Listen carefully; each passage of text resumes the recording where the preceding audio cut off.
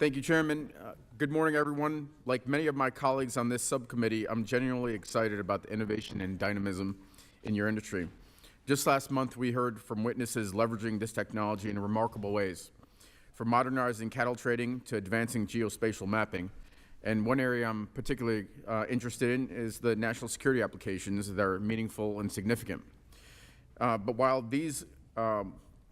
the potential is substantial, the public also sees some elected officials misuse these tools to scam Americans and enrich themselves and their political allies. That kind of behavior undermines public trust and taints an otherwise promising innovation.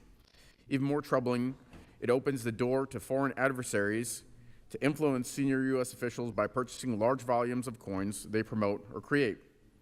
As a former White House ethics lawyer that advised senior White House officials, I find these actions deeply troubling, as do the American people. The American people recognize the president's scheme to profit off his own support for what it is. And frankly, there's a concern about emoluments. So as each of you, and as my colleague Mr. Lynch mentioned, the foundation for your industry is trust.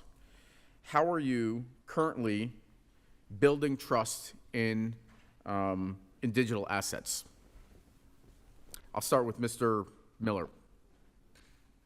So I think one of the great innovations that Bitcoin did bring to folks is, we can talk about it being money, we can talk about being a ledger, whatever. It's fundamentally that it allowed decentralized trust across the world, right? No matter where you are, with very little computing power to read a note or whatever, you can agree on what the history of something was. You can agree that, hey, going forward, this is what we believe. And I think being able to have that on a borderless basis and create trade and interaction and communication across the world like that is an incredibly powerful trust-building primitive that we haven't seen before in a way. And I think using that to allow for transparency and interaction is one of the most powerful things we can do for a global economy going forward.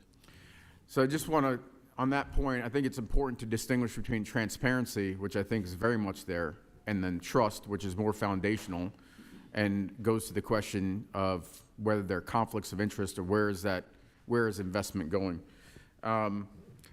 Chair Benham, do you have any comments on how do we build trust in digital assets, and specifically, how do we ensure that there are no conflicts of interest?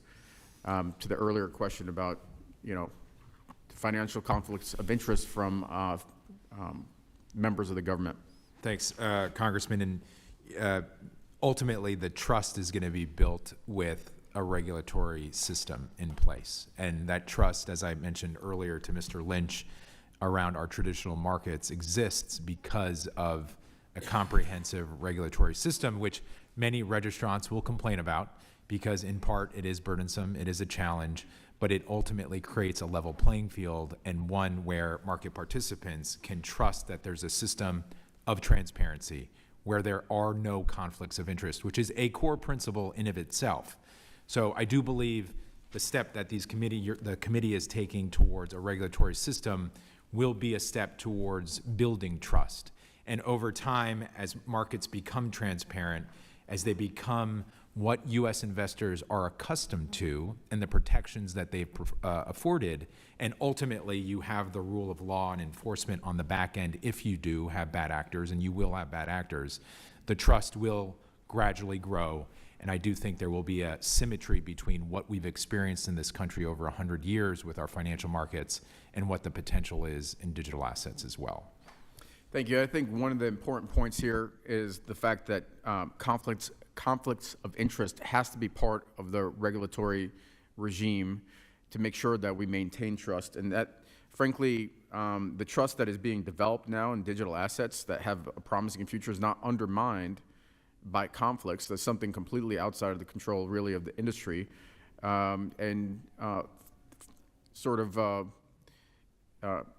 prevent the growth of this industry.